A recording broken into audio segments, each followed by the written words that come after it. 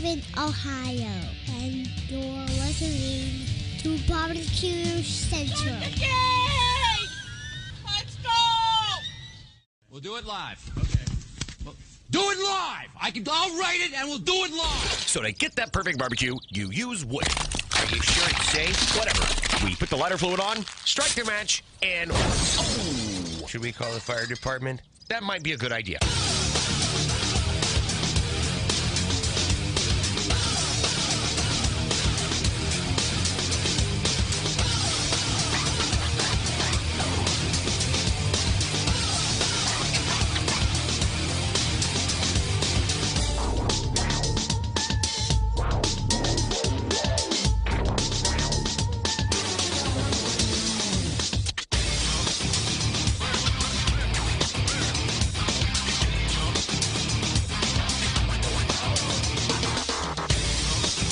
Good evening and welcome to the really big Barbecue Central show. This is the show where we talk about all things important in the world of barbecue and grilling. The show originating from the Rock and Roll Hall of Fame city, Bomb City, USA, Cleveland, Ohio, which is also known as the barbecue capital of the North Coast. I'm your program host, Greg Rempe. Happy to have you aboard here on your Tuesday evening's live fire fun and frivolity show. If you want to get in contact with me through social channels, or follow the show during off-show hours, here's how you do all that. You can get in touch with the show by sending an email to Greg at BBQCentralShow.com. Follow us on all the social media channels at BBQ Central Show. And be sure to subscribe to the show podcast feed on your favorite podcast platform. Anything else you want to find out about the show can be found at the main website, thebbqcentralshow.com. And here's what's happening in case you get the newsletter coming up in about 12 minutes from now. If you have ever thought that you would love to get into the barbecue supply retail business, starting with one store, perhaps having dreams of growing that into a second store or a third store or a fourth store, and carry all of the premier lines, accessory, accoutrement that is related to this live fire industry, then you're going to want to stay tuned for the balance of the first hour. We will have a first-timer to the show and the owner of Texas Star Grill Shop in the greater Houston metro area. Rick Martin will join the show for the very first time. We'll get a background on Rick, if he had done anything professionally before he got into the Texas Star Grill Shop business, which is now past a budding success. It's a raging success out there in the greater Houston metropolitan area, perhaps dipping into the Katy, Texas area, which I think is around Houston. Houston, very big. I've become very familiar with Houston over the last almost year, and it is an expanse and broad and sweeping. I've said a couple different times, if you're in Cleveland proper, you are outside of Cleveland within 6 or 7 minutes. You are in the next city, suburb, what have you, in any direction except north, because that's Lake Erie.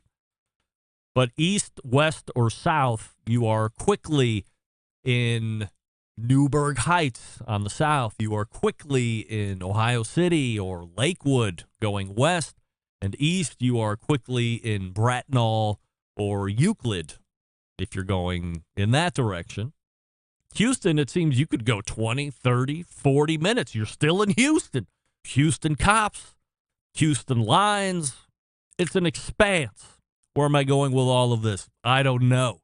But I can tell you that Rick Martin will be on the show, and we're going to talk all about owning a retail shop. We're also going to be talking about how he approaches customers when they are interested in the high-line items. Specifically, Rick happens to be a certified Franklin BBQ pit owner. If you would recall, Sam the Cooking Guy took me to task a couple months ago when he nearly fainted at the $5,150 retail price tag on the Franklin pit. But a lot of people that aren't accustomed to these kind of things, don't know the labor, cost of materials and shipping and all that stuff, don't take that into account when it comes to what the retail price is going to be. So there could be opportunity for a little sticker shock. So we'll talk to Rick about how he not necessarily sells around it, but how he's offering the value back to the customer and how successful he is when he has customers pull the trigger on that particular piece. So it's going to be a lot of great information, especially for anybody that might be thinking about getting into it. By the way, it kind of leads us into our 2024 Podgementary, which I already have locked and loaded. Maybe I mentioned it outside of Grill Fest 2023 that took place in Hartsville Hardware in September. That would have been last month. Almost a month ago, actually, to the day, just a few days over that, where Chuck Beadle will be joining us for the Podgementary, starting from scratch and opening up a barbecue supply store. So a little taster here this evening in the first hour with Rick Martin from Texas Star Grill Shop. Then we'll move to the second hour. We put it off last month, shame on us, but we had such an extensive list of 100% Assurity questions, and Aaron Huntelman from Go Big or Go Barbecue sat in last month, if my memory serves me correctly. Actually, I think I'm wrong. I think that was Jason Baker all of a sudden a month ago. Wow, time flies. So I think Jason Baker sat in for last month's Assurity questions. I believe I'm actually 100% right at this point. But we put off the 2023 Barbecue Central Show's Guest Hall of Fame. Would have been a weird spot for Jason to be in, to either just sit there and not participate as we did our own thing. I thought that was a little self-indulgent. So we all agreed, the embedded correspondents and myself, and by we all, I mean I changed the date until this month, and we're ready to go. So we will have a new class of Barbecue Central Show Guest Hall of Famers by the close of this evening, if you can believe it or not. If you can believe it or not. Believe it, because it's true. Don't forget you can follow me socially, Instagram, X, TikTok, and the Snappy Snaps at BBQ Central Show. We say good evening to those of you watching tonight through one of the video streaming platforms. You can go to Facebook and Twitch/BBQ Central Show. You can also watch on YouTube, which is youtube.com/@BBQ Central Show. We also have a new YouTube poll question of the week, and I'm asking everybody this. Between the two, which cooker would you rather buy? A pellet cooker or a ceramic cooker? And currently 71% running away with it is pellet cookers, if you can believe it. Wow, I'm shocked. I thought it'd be a little bit more 50-50 there. I'm ceramic cooker guy all the way because it's way more flexible than pellet cookers. But I'm a little bit more seasoned than most of you probably, so don't worry about it. All right, let's start here this evening. I mentioned at the top of the show last week that I had reached out to the American Royal specifically for a statement on the scoring issue that happened at this year's American Royal, specifically the open portion, of course. And they did reply with something after the show aired last Tuesday, right close to the weekend, as it were. And their statement reads the following, and I quote, "The American Royal sympathizes with our barbecue teams affected by the technical data issue with the Kansas City Barbecue Society scoring system. The American Royal has a rich history in producing high-quality events and experiences, which remains our highest priority, and we share in the disappointment and frustrations experienced by our competition teams. The American Royal appreciates the transparency of the Kansas City Barbecue Society, plans to work with them in the coming months to ensure this doesn't happen again in the future. On behalf of the American Royal Board, staff, and volunteers, we share the disappointment of our competitors and express our apologies for the entire situation. This coming to us through Ken Wagner, chairman of the American Royal Board of Directors, and Jackie McClaskey, the American Royal president and CEO," close quote. So that is an official statement from the American Royal. As we continue to try and chase down an interview with KCBS, I did have a communication with Rod Gray, CEO at KCBS. I believe there's some type of official meeting that might be taking place tonight, in which he told me, depending on how the board allows him or not allows him to talk about things, we could see an interview coming up here over the next week, 2 or 3, or at some point in the future. Also, we might not see any of that. So we'll see what they think. Again, I know it would make for great content, but I think it's really bad form if for whatever reason the board does not allow Rod, or if Rod disallows himself to do shows related to the live fire industry and talk about this specifically and perhaps ad nauseum. It allows them to talk about it each and every time, make sure that they're answering each and every question, and build back some of that trust that might be lost from some of those teams. Fan feedback from past shows. Wally in Missouri. Greg, I heard you talk about cigars. Immediately, I thought about rule number 3 of the show. If it's free, it's me. Hook a brother up with some Aladinos. Wally, they're on their way. Absolutely. James in Georgia. Hey, Greg, this is from a few weeks ago when you had Aaron Franklin on the show. I was interested if you had heard anything further, or that you have further thoughts on Aaron lending his pit to Adam Perry Lang to use out west. Podcast listener mostly, but occasionally live. Regards, James. James, I don't have any further thoughts on that at all. I think we all know where I stand with Adam Perry Lang. Kevin in Houston. Greg, how in the hell can we find Dan from Wauchula and get him back on the show for an update? That segment you played on the best moments a few weeks back was insane. I must know how Dan is doing immediately, if not sooner. Podcast listener only. But I would listen live if I knew Dan was calling into the show in advance. Regards, Kevin in Houston. Kevin, thank you for writing into the show. And thank you for living in Houston. Dan cannot call into the show because there's no number to call into the show anymore. That's not how it works. He might look to bring that back, but Kevin, Dan is not calling back into the show because it's technically impossible to do that right now. But let's continue to hold the thought that we might hear from Dan. Why not? He seems to be making a resurgence. Gang, you tired for settling for mediocre grilling experiences? It's time to step up your game, bring the ultimate flavor and cooker to the backyard barbecues. Pits and Spits Charcoal Grills offering the highest quality live fire cooking experience you can get in the market today. Using either wood or charcoal, their solid fuel grills produce those classic flavors you're looking for when you have the time to fire up the grill, cook for family and friends. With a large adjustable fuel tray, you can raise and lower the fire to control and fine-tune the heat. This is their take on the very popular Santa Maria style grill. You can check them out at pitsandspits.com/BBQ Central. That's pitsandspits.com/BBQ Central, and use promo code Charcoal Central, all one word, lowercase Charcoal Central, for $150 off any charcoal grill that they have on the website. So once again, pitsandspits.com, and that's the Pits and the Spits spelled with the double T on both the Pits and the Spits.com/BBQ Central. Use promo code Charcoal Central, all one word, for twice? For $150 off any charcoal grill. The good folks at Pits and Spits. Believe it or not, Ryan will be back mid-November, so just a few short weeks. We'll get an update with him as the year closes out. Rick Martin from the Texas Star Grill Shop will be joining us here in just a second. Stick around, be right back. You're listening to the BBQ Central Show.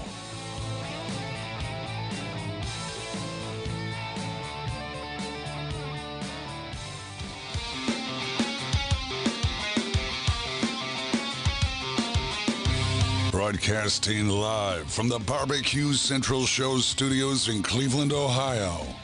You're listening to the BBQ Central Show. Once again, here's your host, Greg Rempe.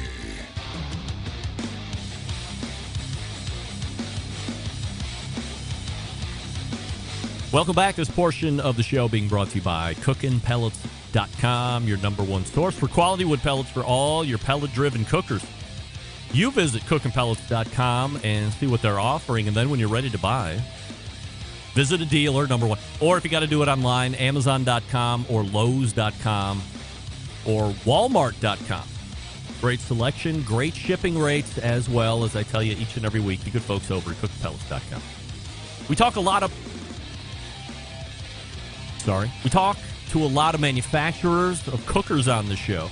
makers of accessories and others who have something to do with making a product or a service for the live fire industry. But what about the retail locations that help all these companies get their products and services into the hands of the end user, namely people like you and me?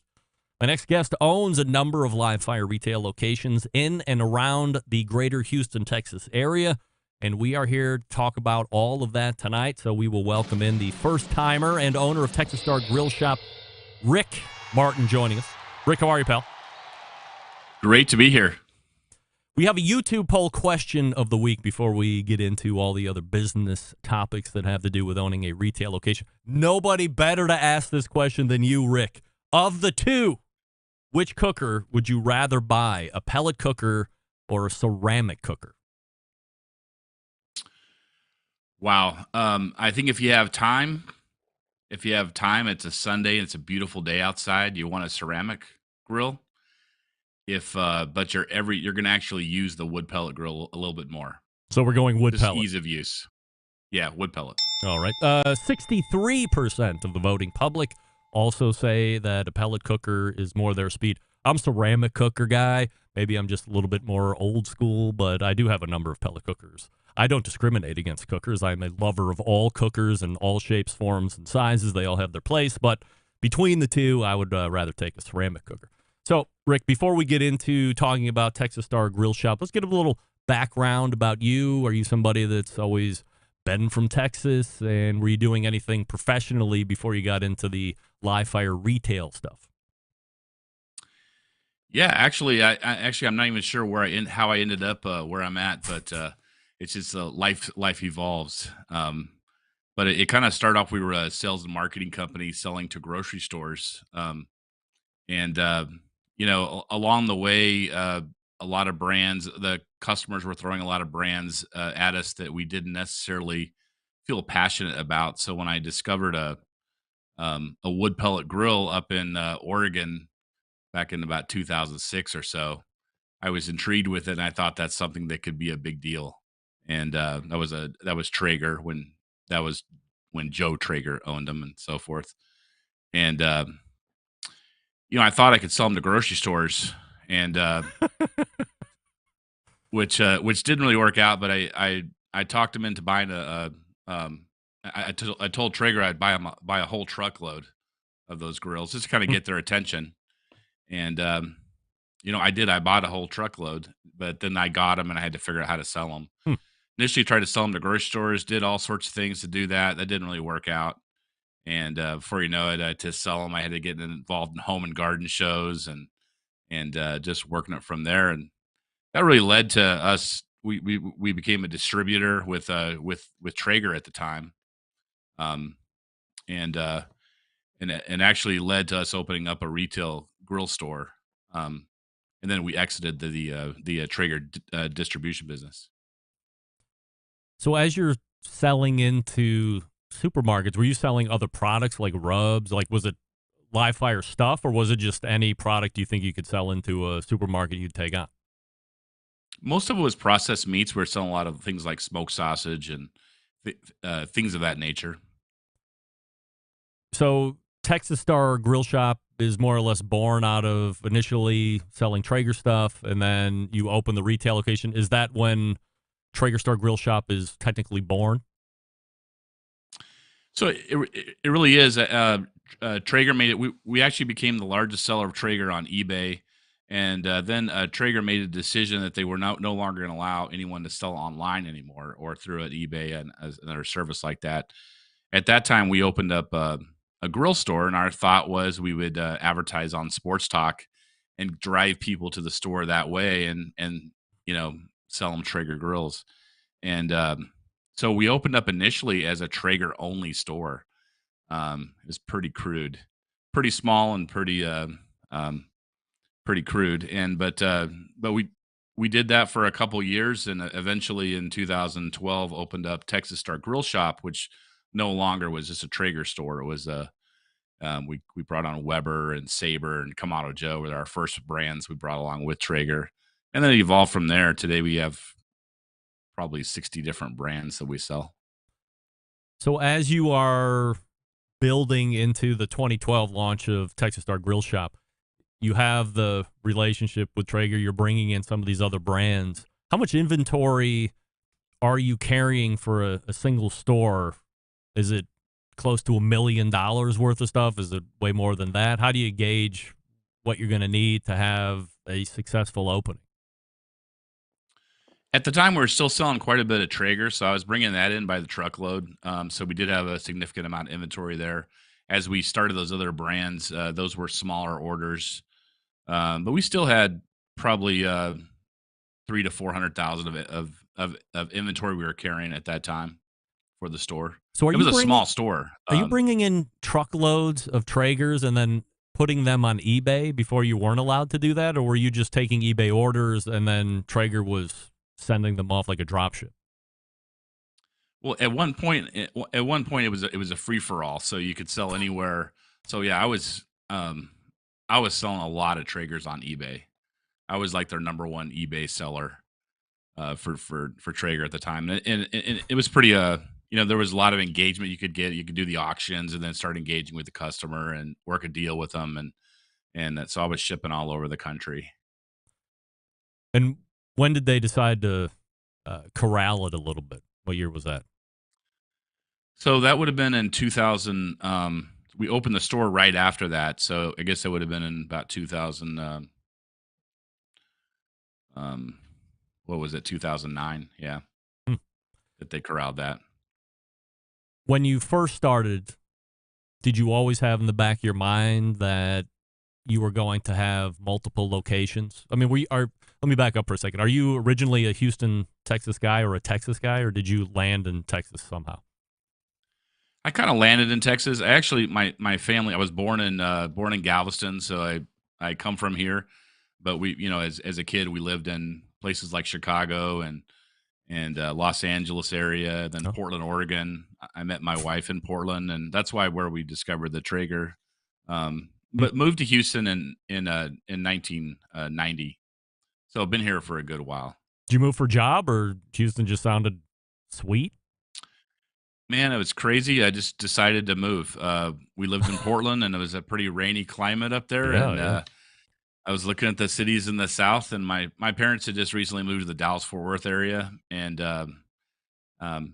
we just decided to move to Houston. So we got all our stuff and put it in a budget truck and came on down. Hoped for the best. So were you always thinking multiple location store from the beginning, or were you just hoping to make it work with one? No, I think we were always thinking just about selling grills. How do you sell grills? And so we were always thinking about how to do that. And that could be a fair, that could be any way to sell it. The retail store, we weren't thinking about a retail store where people would just walk in. We were doing sports talk to drive people to the store. And so we were doing, radio remotes and all sorts of things to try to drive some excitement, and then have all the products on display, have an easy delivery system and so forth. So it really had never had a master plan at the time to have a bunch of stores. And it just kind of, our initial location was there on, Shepherd and 59 there, the West U area. And we've actually expanded. We had one suite, and now we have 3 suites. So the barbershop used to be right next to us, and then we convinced the landlord to make them move down a little further. And then now we're actually next to the barbershop again. So we'll try to push him out farther as well. Will he not get bought out? He's got a thriving haircut business that he can't give up. He's got a good haircut business, but he is about 80, so it's possible that he'll give it up at some point. Yeah, well, I mean, everybody's going to give it up at some point, no doubt about that. So nobody gets out alive. Yeah. So as you are continuing to grow, how are you evaluating brands, grills, products to bring in? What makes the cut for you back in the early days? Well, I think initially, crazily enough, we brought on, like, for example, when we brought on Weber, we found there was all of a sudden a whole nother customer base that was coming to our store that was Weber related. So at the beginning, whatever brand we brought on, it seemed like we were just adding customers to it. and it got to where we just kept bringing on brands because we were kept adding customers. Then we got too little too convoluted. So you kind of go through that whole phase. So at this juncture, we're very picky and very choosy, and we try to figure out how does this fit into our store? How does it fit versus other grills? We don't want to have two grills that look exactly the same, and then customers are trying to ask us which one we'd buy, and we're trying to sell the attributes of both grills. So we like to have differences that we can point to, that if you like that, that's the one you should get. And if you like that about that grill, that's the one you should get. As you start to grow out locations, when does it make sense for you to not only expand about the location we're talking about, but let's go, somewhere down the road, 20, 30 minutes, or go to Katy or whatever? How are you deciding to expand every time you do it? Well, we opened our second store in 2016. That initially was doing really well. And then an opportunity just came into a competitor wanted to kind of get out of the business. So they wanted us to really, it wasn't that we didn't have to pay very much for it, but they wanted us to kind of take over their business and pay them a little bit of money for the business that we were taking over. So that just made business sense to do at the time. So we opened up our third store. The thing is, you're either in your business, you're either growing or you're stagnant. So my attitude has always been that we should always be looking for growth, and otherwise, before you know it, your business is declining and going the wrong way. So that's where that comes from. So when we had our opportunity, COVID made things really boom. So we thought we were pretty hot. I think it was because of COVID, but in a lot of sense. But so we opened our fourth store. We also opened that in 2000. It was an area in 2020, the November 2020. Wow. It was an area that we always really, really liked. And maybe if I was opening one store and I'd had unlimited resources, I would have opened it there anyway. So we opened up that store. And you're always thinking, as you're growing, as you're doing it initially, that wherever you're going to open up, and this is going to be amazing. This location is incredible, and it's going to be the bomb. I'm going to be so happy that I did it. So optimism. So that was the fourth store, and then the fifth store we just opened here in 2023. How far from one end of your territory to the other, what kind of a loop are we making time-wise to go to visit all the stores in a day? How much time does that take, you think? If you went to visit all the stores and you didn't hit any traffic, it would be you'd be going, basically 30 minutes to each store, 5 locations. So, but of course there's always traffic, so you have to factor that in. So sometimes you get hit by a little hour delay or something. When you look at your operating numbers, do the stores tend to be pretty even amongst each other? Or do you have some stores that are far outperforming some of the others? No, our store one location, our initial location, is still by far our best. And kind of, I almost think of it as that's our main location, and the rest of them are all satellite locations, if you will. But the funny thing is wherever we're spending the most time is where the store is doing really well at. So that's been a challenge, to find the right people that put forth the same effort that we would put into it, if you know what I mean. It seems like a never-ending job. How do you find the right people that are going to stick and carry that vision? Well, I think the goal would be to create an entrepreneur out of it, and allow that person to, if they want to work hard, to make lots of money. And so we've tried to put a pay structure in place that really enables them to do that. If they want to take it to a whole nother level, they can. So we have pretty good incentive programs. We have they get a guarantee for, first of all, if they don't sell anything, they still get paid. But they're also paid a commission portion of their pay. So if they sell a certain amount over they're all of a sudden being paid commission instead of their guarantee.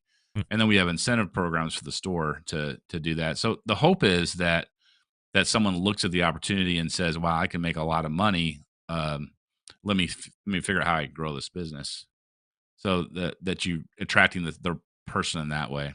Could you have the same pay structure in Cleveland as you do in Texas? Is there the same opportunity, you think, given the temperature challenges that we face up here for 6 or 7 months out of the year that you don't have to contend with? Yeah, I think in Cleveland you'd have to have a store that was it couldn't be an exclusive barbecue like ours is.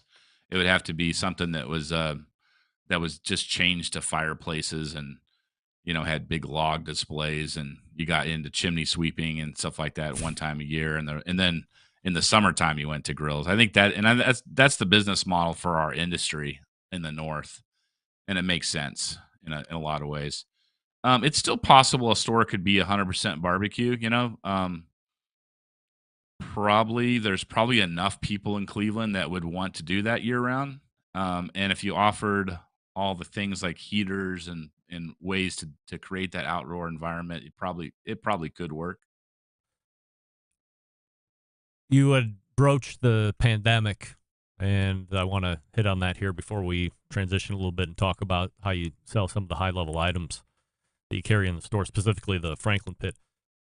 How did you navigate it when you're in the midst of it? As you said, you thought you were pretty hot shit, probably because everything was selling like hotcakes. But how do you navigate it? And what took me by surprise as I'm covering this industry is you had some pretty high-level, smart people and some really high positions with some of these manufacturers make some terrible decisions or decided to double down on years that we had never seen in the industry ever, and they thought that was what was going to be sticking going forward and fell on their faces. Some people went back to private ownership. Some people are looking like they might get delisted with how their stock prices are. No names, please. But how were you able to navigate it, and what was good that came out of the pandemic, and what might you still be trying to recover or work through?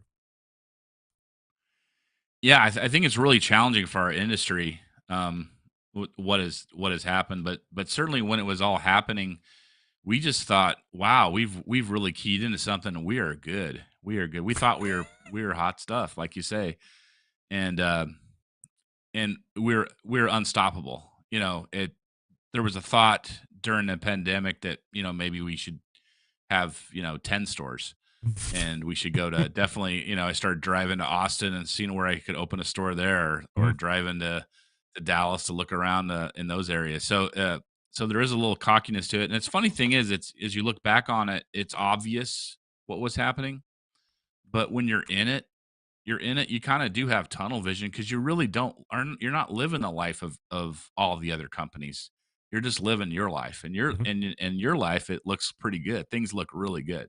People are coming out of the woodwork to shop our stores. We were doing it, kind of give you an idea, that our store one location, we were getting 200 transactions on a Saturday of just people. It's like a grocery store. I mean, they were just coming in. We sell a little bit of meat as well. We sell, Wagyu beef, a brand called Akaushi here that's grown here in Texas. And we sell that fresh. We have briskets and all that stuff.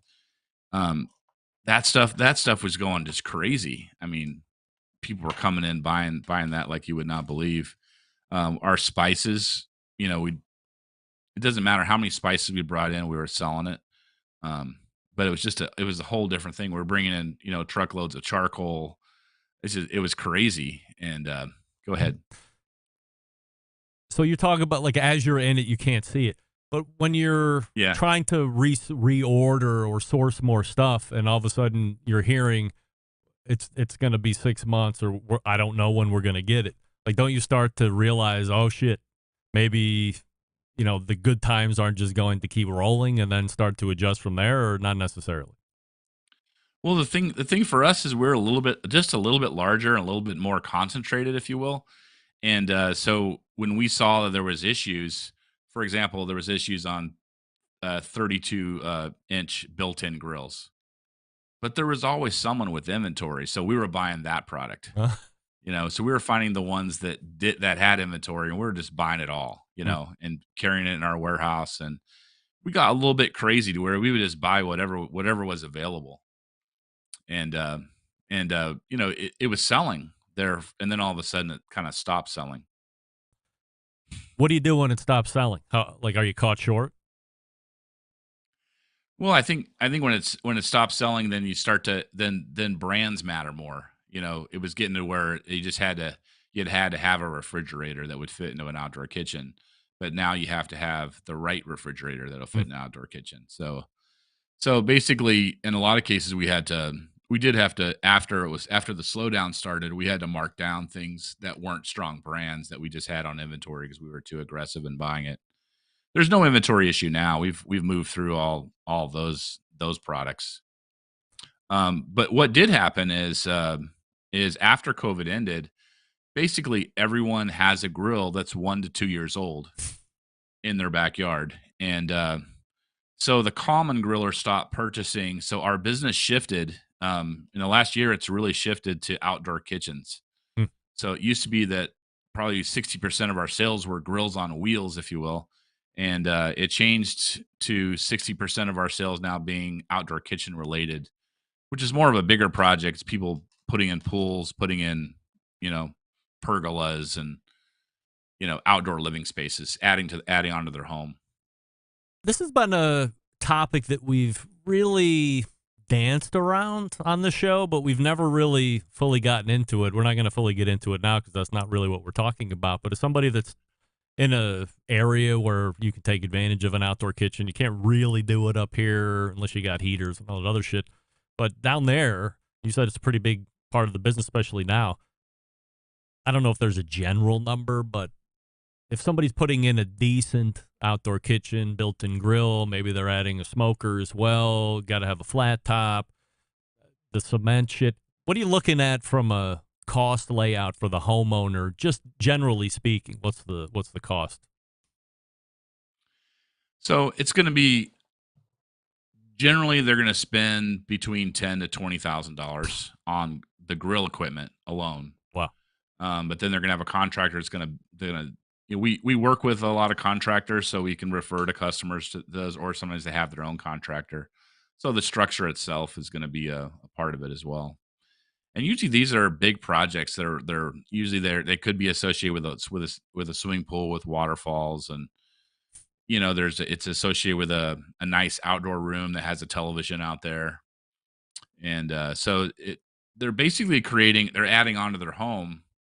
And so the people that are doing this are a little on the wealthier side, if you will, and they're adding on to their home, and they're putting more value into their home. Their home's going to sell for more money because they've created an outdoor living space. I was going to say, are you reaping the reward on that? Oh yeah. So without the outdoor kitchen business, we would be hurting. So I'm sure there is people that are hurting, but grills on wheels really slow down big time. I mean, just overnight they slow down, and but now our biggest sellers are actually more outdoor kitchen related. Well, I'm not a competitor, but if I ever get into competition barbecue, my team name is going to be Grills on Wheels. Thank you for the team name. Yeah, there you go. Can I hold you up just for 1 second? Do a little piece of business. We'll come back and talk about how to sell Franklin barbecue pits.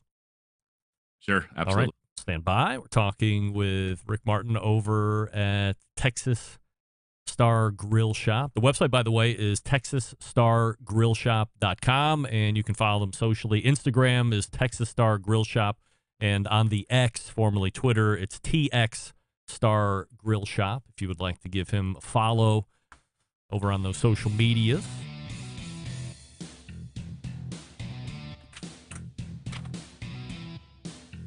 Currently, 35% of you are saying you would like to have a ceramic cooker over a pellet cooker. Well, why not consider a Primo? We know Primo is a ceramic cooker. It is fuel efficient. You can achieve low and slow temperatures for traditional barbecue meats.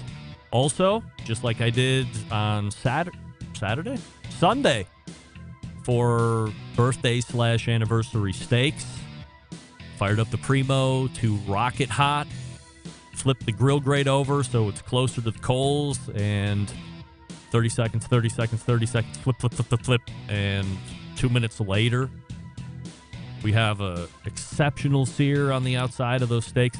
A sous vide to make sure we have bumper to bumper, top to bottom. But then finish them off on the charcoal. Nothing better. Tastes so good. And you have the real ability. I mean, here is the key to all of it. I have the extra large Primo. I set it up where I have the separator in the middle. So I have one side with no coals, then there's a wall, and then there's a side full of coals, rocket hot. Then I have a deflector plate on the empty side with the grill grate. So I put in my wife's filet and my youngest daughter's filet on the indirect side. Now, mind you, we're running at like 400 degrees, 450 degrees before we really start to sear. Just flipping the steaks over routinely every 3-4 minutes, bringing that internal temperature up. They like them a little more done than me and the middle daughter. But easy to do. I don't have to worry about it burning. The deflector plate works like a charm. And then flip open that top all the way. I mean, all the way. You can daisy wheel the whole thing out, and now it's like a suction locomotive. And now we're rocket hot. Now we're searing everything. And again, just in a few short minutes. Great. What's the best part? Shut the top, shut the bottom. It extinguishes itself. Shake out the ash. And I have plenty of coals to do a extended chicken cook if I wanted to, or rib cook for this coming weekend. Promises to be a high of 50 degrees. So it's great. Once those ceramics get hot, that's the best. Aside from the 2-zone fire, you have the fuel efficiency of those ceramics. PrimoGrill.com is the place to go. You find a dealer near you. You take a look at all those different sized ovals. Again, I recommend the XL because nobody's complained about buying bigger. But pick the one that's best for you. They got all the accessories as well. PrimoGrill.com. And we'll be back with Rick Martin right after this. Stick around. Be right back. You're listening to the Barbecue Central Show.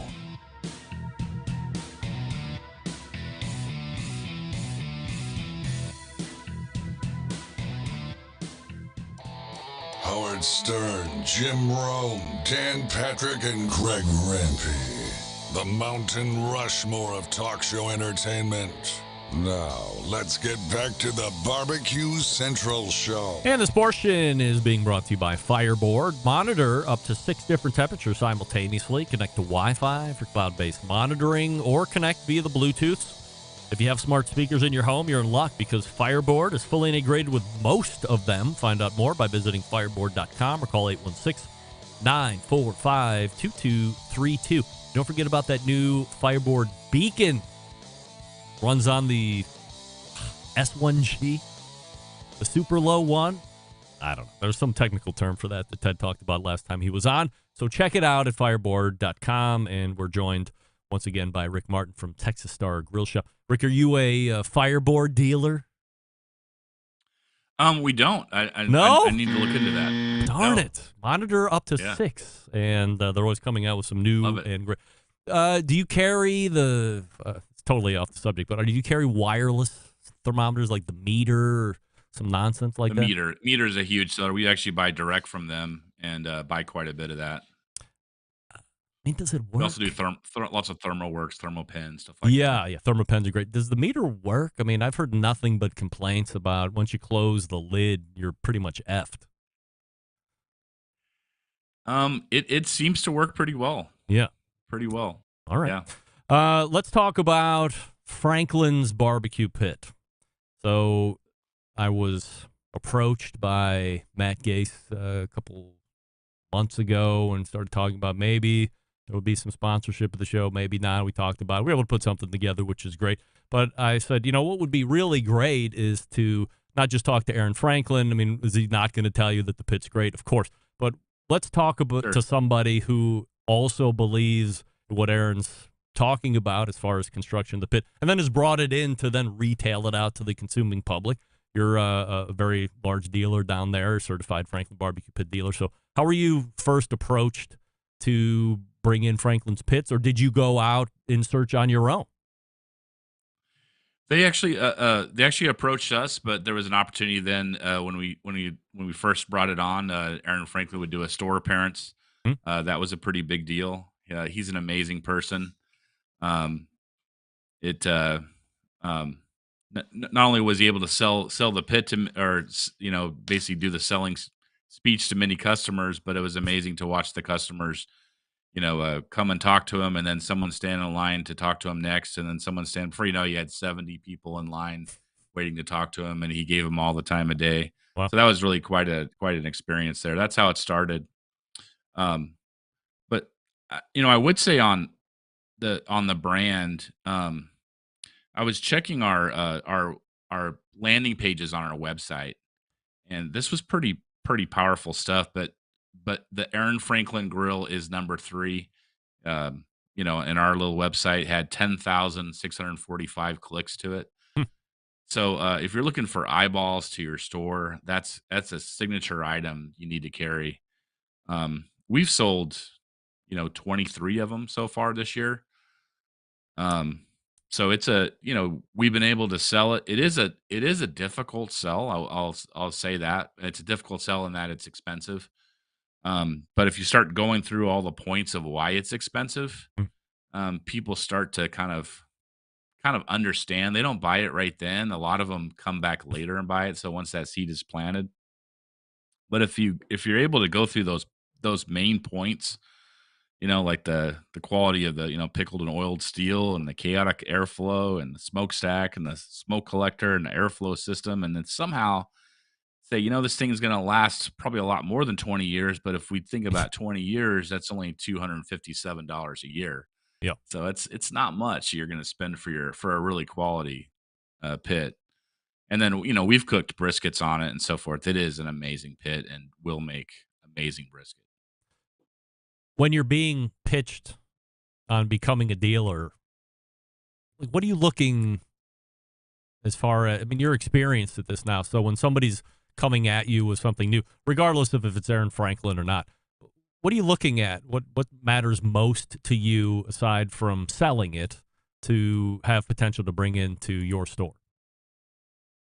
How does it fit into our store? How does it fit into what our product offering is? How big it is, because there is a square footage issue. If you keep bringing in, like, for instance, we're always approached by people that make pits, but if you said yes to all of them, your whole store would be taken over by pits. So you really do have to be really kind of choosy which ones you're going to take on and which ones you're not. So for us, we sell Franklin, and we sell a brand called Old Country barbecue pits, which is kind of mostly Texas, I guess, but has a pretty good following in places like Academy and so forth. So after you bring it in and you put one on the showroom floor, as you talked about, it is a bigger ticket item. So if you're selling 23 of these over the course of the year so far, and we still got, maybe 2 months left or whatever, compared to some of the other stuff, let me ask a better question. As you're explaining all the stuff that you had mentioned on the Franklin barbecue pit, is somebody buying it like, okay, I'll take it? You said most people are coming back, but is there opportunity for folks to do a one-call close, as we would say, or is it not usually going to transact like that? I assume there has been some one-call closes, but an example of a sale that I saw just recently was a police officer that had come in. He'd come in like 10 times to look at the pit, and he finally made the decision to do it. And but I think it becomes really a bucket list, and man, that's what I want. But wow, I don't know when I'm going to pull the trigger, but there's going to be a reason at some point. Maybe he gets a lot of overtime, or there's maybe the Houston Astros won the World Series, but they didn't. But something like that. If this would have been 10 years ago, Aaron would have brought the pit out 10 years ago. Is this an easier sell? Certainly it would be less expensive. It would probably be comparable, but materials and, all the other stuff are just going through the roof at this point. I guess the point I'm driving at is you wouldn't have as much competition from what I would call the brainless cookers as you would present day. Does the pellet grill hinder the sale of the offset? I think it does. However, I would say that it's the same customer, and in our market, for the customer that can afford it, they like to have both of them. Um, uh, Cal McNair is the owner of the Houston Texans, and he said one time on a sports talk, he was saying how he cooks his brisket. He puts it on his offset smoker and starts it there, and then finishes off on his pellet grill and goes to sleep. So I think there's a little bit of that. I think there is definitely a culture for the offset smoker. We love that really strong smoke flavor in Texas, in Houston, and I think that's part of it. I think they can't give it up all the way, but it's hard. It's a little harder to come home at night at 6 o'clock and fire that thing up and cook something. It's more of an event driven exercise. I have a fairly large YouTube personality come on my show once a month, and we were talking about the Franklin BBQ Pit right when they started with the show, and I told him the retail price was $5,150, and after he got done with his fainting spell, he's like, "Wow, that just seems like a lot." So when you have a customer come in, fall in love with it, but maybe they don't see the price tag right off the bat, what do you do to overcome sticker shock? Well, I think you've got to talk about the reasons why it's a little bit more expensive. There's nothing, there's no cost taken out of it. I don't think Aaron Franklin would allow it. Yeah. Honestly, if he could get down to $3,000, it would sell really, really, really, really, really, really good. But he doesn't want to cut anything out of it. So it's built like a tank. It's built with extreme quality. So the only way to really do that is to start reasoning with people, and start talking about how much it's going to be. This is a long time experience. $257 a year for the next 20 years is not too bad. Do you think there is I don't know if yearning is the right way to go about it, but is there a calling to get back to a stick burner? Certainly it's like well entrenched, especially down in the Texas area, but with the advent of pellet cookers, and obviously you can use some other ancillary items and things like ceramic cookers to help you manage a fire, where the skill set isn't necessarily needed as it once was. Do you think there is a want to return to some of that? Oh, absolutely. The craft of it, if you will. Perfect. And certainly around the holidays, there's a lot of traditions here in Texas, especially where we're cooking a turkey or cooking a prime rib, and people are managing the pit, and that's part of, you don't want to get stuck inside all the time, right? So you go outside, and of course our weather is really nice in November and December usually. But so you kind of want to go outside. You don't want to talk to some old lady, inside the house. So you're able to go outside, put some logs on the fire, keep it going, kind of manage it. And I think there's a lot of family traditions that do that. As somebody who has operated it, I hear all the time about how easy it is and how, no dampers needed on the firebox door. All those holes cut into it are done on purpose. How easy is it to manage a fire? It's really super easy. We just cooked a brisket last Friday, all day long, and it just hung right in there at 250 degrees. Didn't even. So yeah, very, very, very easy. It does. You are managing the fire, but that's part of the fun of it. Mm-hmm. You are putting a log on and making sure the fire is at right around that. I think Aaron Franklin says 688 degrees. So trying to manage the efficiency of the fire, but that's part of the fun, part of the challenge of it. You drink a glass of water or beer or whatever in between, and then as it goes down, you put another log on the fire. If somebody's in the greater Houston area, they want to visit one of your stores and are interested in a Franklin Pit, are there any like deals going on, or is there anything that you can help them out with? We just finished a deal where we're doing we just decided to run a little hot promotion for those that have it on their bucket list, but haven't quite made the decision. So we just did a 5 payments of $900, $900 per month for the weekend. But anyone that's listening to this show that would like a Franklin and is in the Houston area, we'll extend that same offer to them. We just ended it on Saturday. So that's a pretty decent savings. Yep. No interest, no credit check. But you're not giving it to them until you pay the thing off, though, right? No, we're giving it to them after they pay the first $900. Oh, way! You know, Look at you, Mr. Trusty. Yeah, no. The thing is, people are pretty honest when it comes down to it. Holy moly! Well, yeah. Too bad I don't live in the greater Houston area. I'd come down and snatch that up. I mean, I like to save $500 like anybody else. So, yeah. So if you're a listener of the show, you're in greater Houston, go see Rick and tell him you want a special deal. He'll honor that, which we certainly appreciate. Rick, it's been a great interview. Love getting the background on you, the store, and most importantly, how you're selling that Franklin BBQ pit. Continued success, and hope to have you on again soon. A lot of fun. Thank you so much. You got it. It's Rick right there. Texas Star Grill Shop. So if you want to check him out and see what he's up to, I mean, at some point I have to get down there, right? I'm there. Hello. Maybe in April. I think we're headed back down in April. We'll check it out. All right, we're going to wrap the first hour. Stick around. We'll be right back.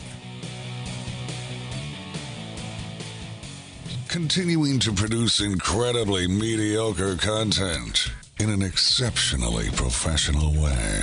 You're listening and watching the BBQ Central Show. Once again, here's your host, Greg Rempe.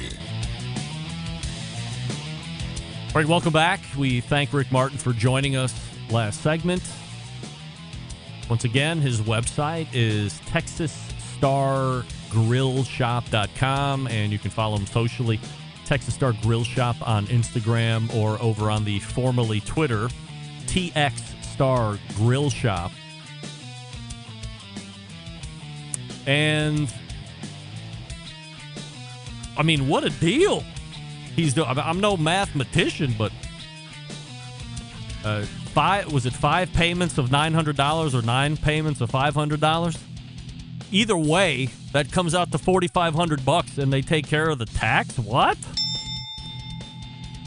That's like $600. Smokin' Joe's Pit Barbecue is saying, I identify as Guy the Cooking Sam. I'll be there first thing tomorrow. Sorry, Guy. Look like Guy Joe is going to be a new Franklin BBQ Pit owner. So you got to live down there to take advantage of that special deal, or within the general area. I think Joe's like 10 hours away from Houston, if I'm not mistaken. I am probably mistaken, by the way. I have no idea exactly time frames, but I'm sure it's got to be at least 8 hours. That I'm pretty sure of. So if you're in the greater Houston area and you want to save money on the Franklin BBQ Pit, take advantage of that special deal that Rick just told us about. I mean, that is spectacular, outrageous. Good for you.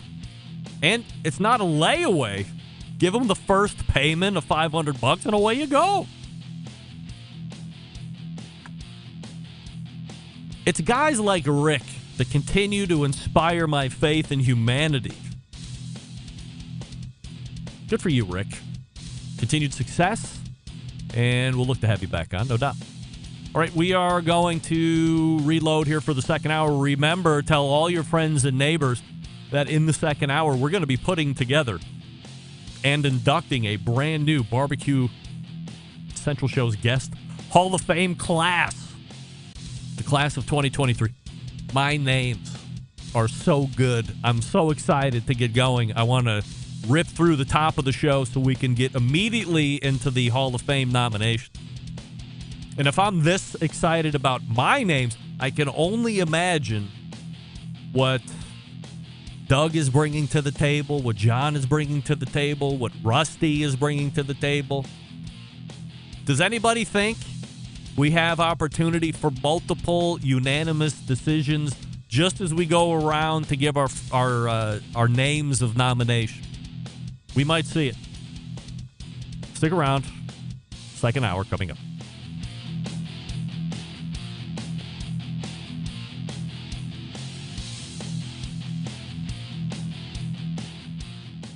Hey, this is Helen Paradise from SoCal, and you are listening to the Barbecue Central Show. Happy to have you aboard here for the really big barbecue show. We cook because we have to, and we grill because we want to. Hit me! Fine, how's it going? You have a great show. I'm a big fan. Boing. So what seems to be the problem here? This man looks like he's dead, and he's in the crackle. Charbono! It's all about the charbono, dude. Succulent fish. What?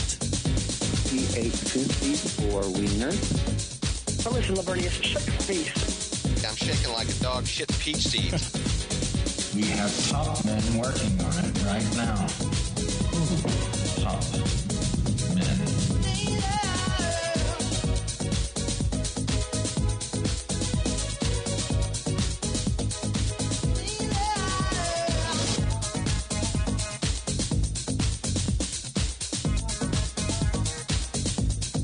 All right, we are into the second hour. I was just reading an email from one of the smartest guys in barbecue, Tim McKeska, who we're looking to line up here before 2023 ends to get a status of the barbecue industry update.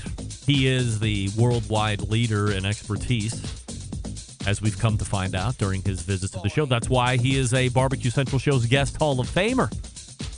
Now, almost 2 years ago. You have found the second hour of the Barbecue Central Show. So if you're just stumbling in here, you missed the first hour, but that'll be up on podcast tomorrow, so you can catch up.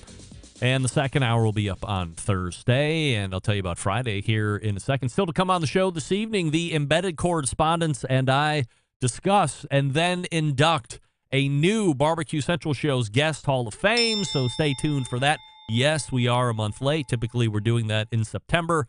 But as I said in the show open, Jason Baker was sitting in during the show last month at this time, and I didn't want him to just sit here and not take part. I certainly wouldn't expect him to have a list of names to nominate for the Guest Hall of Fame other than himself, because he's always been a great guest.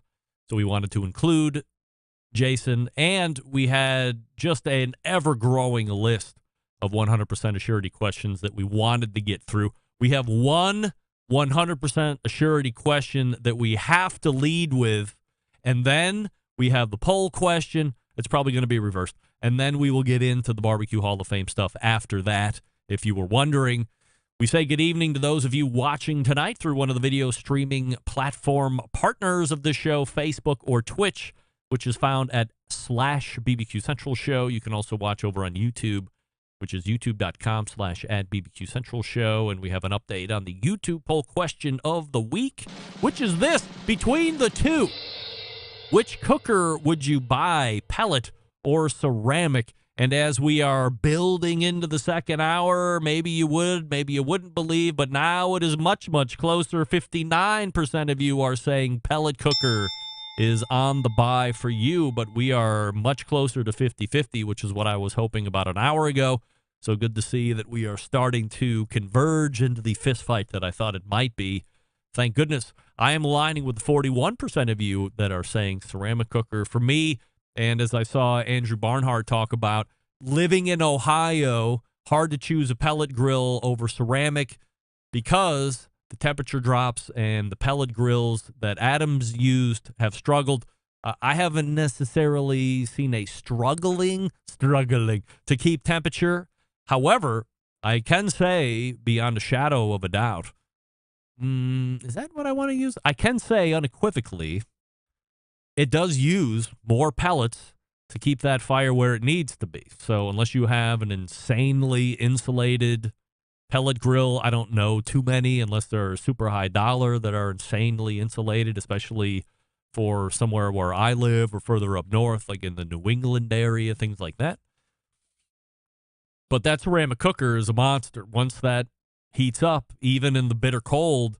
It holds heat like crazy, so you're not nearly gobbling up the fuel as you would in, let's say, Weber Kettle, Weber Smoky Mountain, or in some of the more commodity-built pellet cookers that just don't have a lot of thick gauge steel to hold that heat in, so it's wicking away. You're burning through the pellets a lot quicker. And remember, it's expensive to run a pellet cooker. I don't know if you realize this or not, but cost it out. 20-pound bag of pellets typically is costing you roughly $20. So it's $1 a pound to run that pellet cooker. Now, sometimes you run into sales, you get bulk discount, buy the 40-pound bag, save some money, but on the average, it's about $1 a pound for cooking pellets. Not heating pellets, totally different, but the wood pellet.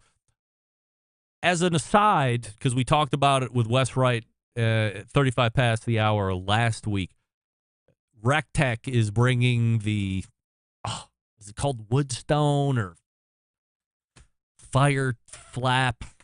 I don't know. They had a cute name for their griddle. It's fully pellet-fired griddle. I did get a message from RecTech over the course of the week saying that they would like to schedule somebody on the show to talk about it. It's still waiting to put that together because the most important question I have is not necessarily can this thing actually fire and properly heat the 36-inch cooktop, but can I use a cheaper pellet? Because as I was just complaining about how expensive pellets are, if you have to use a food-grade wood pellet, that thing is going to be highly inefficient and very expensive to run.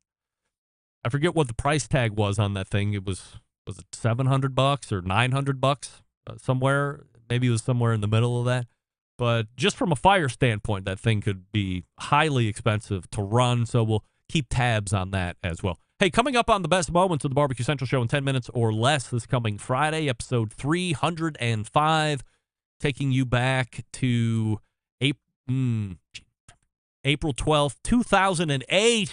Wow, we're going all the way back. This week features a lesser-known personality when compared to my guest Hall of Fame mother. My dad makes an appearance, Bill Rempe, a rare appearance on the show. And this actually was off a listener request from longtime fan of the show, Derek. And I'll say your last name wrong, so I'm not going to say it. But Derek, you know who you are. He wrote in and asked John Solberg to put it together.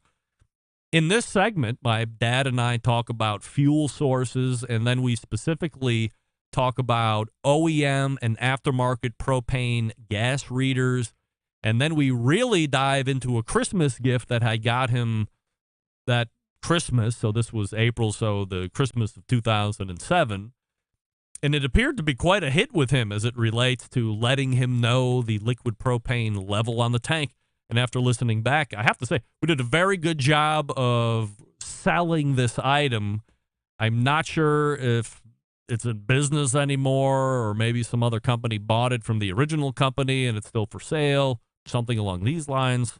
So as the holidays spool up and you have a live fire gas grill lover in your circle of friends and family, this might be a type of gift you should be considering. Outside of that, you should be considering subscribing to the show podcast feed if you don't already, which is thebbqcentralshow.com/subscribe. And that way you get all the replays of the Barbecue Central Show, but then you automatically get the delivery of the best moments of the Barbecue Central Show in 10 minutes or less every Friday going forward. If you're not subscribed, also, if you don't want to use a podcast platform app, or you don't have an app, you can subscribe through the email option, which you will see on that page as well. And don't forget, if you want to hear a guest or a segment again that's been lost in the archives, email John Solberg and let him know what you would like to hear. Very easy, JON@thebbqcentralshow.com, and he will do his best to meet your expectation. Last week, what did I tell you about Memphis in May? They were going to keep the barbecue. They were ditching the music festival. Well, on October 18th, and according to ActionNews5.com, Jared Pierce, former president of the Downtown Neighborhood Association and city council candidate for the 2023 Memphis municipal election, has organized a rally to take place outside Memphis City Hall in an effort to save the 2024 Beale Street Music Festival. Well, except it's not going to be the Beale Street Music Festival anymore, dope. Memphis in May organizers recently announced the iconic Spring Festival is suspended for 2024, the music portion, citing low attendance, financial loss, and that pesky little $1.4 million bill from the Memphis River Parks Partnership to repair Tom Lee Park after the most recent festival. Price claims the festival substitute, which was announced the following day by Mempho Fest organizers, was all a part of a strategic plan by Memphis River Parks Partnership to replace the nonprofit festival with a for-profit festival. Please say it ain't so. Price says the substitute music festival will not be accepted. Andrew, you are not accepted.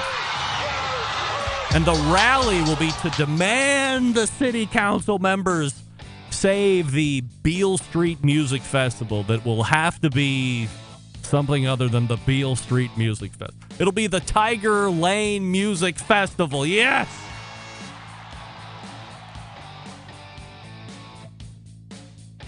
Well, good luck to the rally members.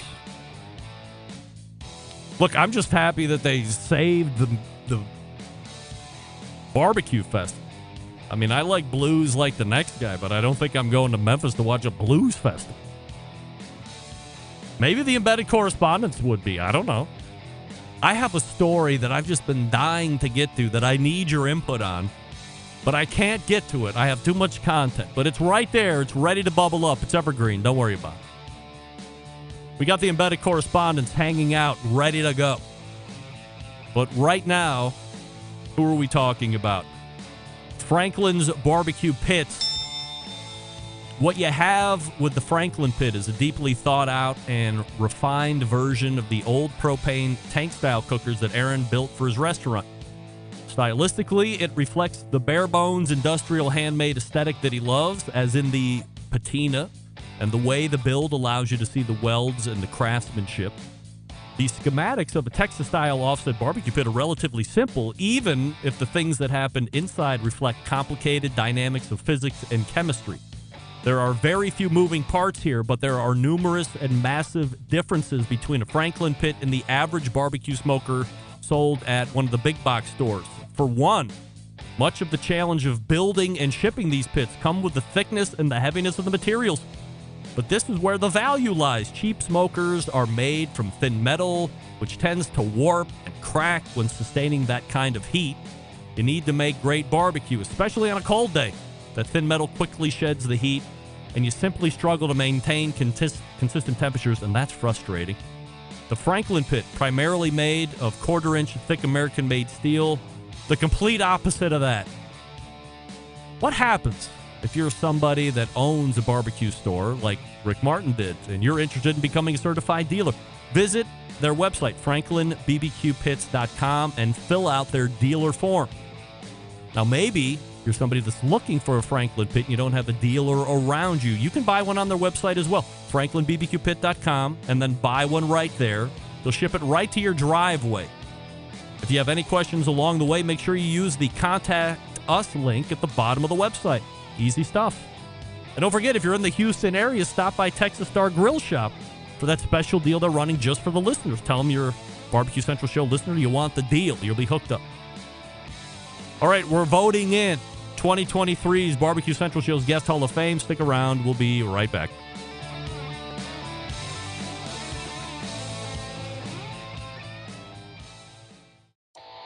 Howard Stern, Jim Rome, Dan Patrick, and Greg Rempe. The Mountain Rushmore of talk show entertainment. Now, let's get back to the Barbecue Central Show.